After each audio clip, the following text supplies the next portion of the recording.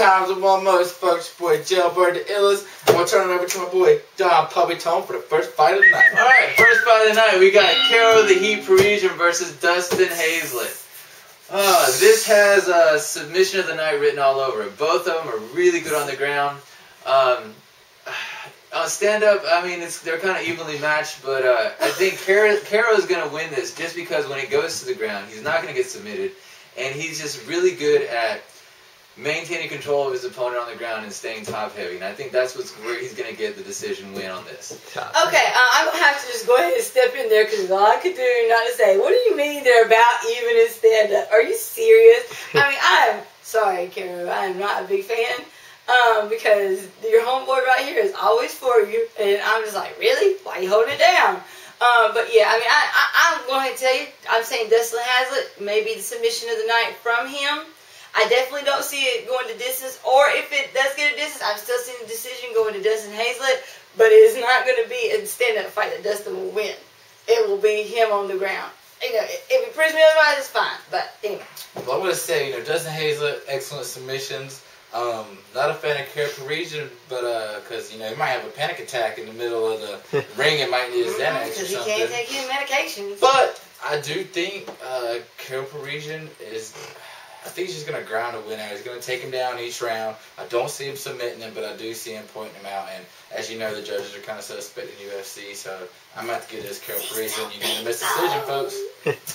All right, to the next fighter tonight, we got Luiz Kane versus Antonio Rogerio Nogueira, making his UFC new.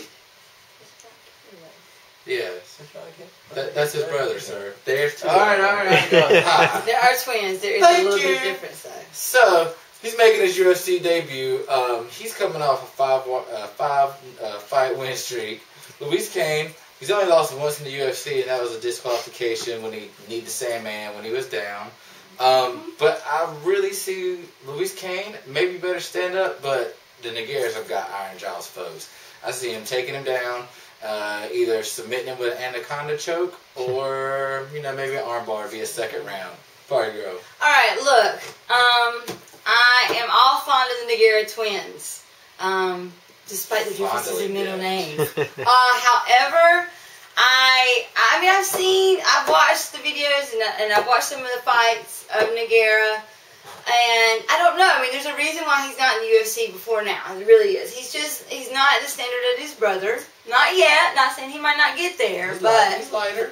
I think Luiz Kane just might come out, and just because of the tempo, he might just get a nice knockout or a potential TKO because of it. So I'm going with Luiz Kane. Is it because he's the piranha? Luiz.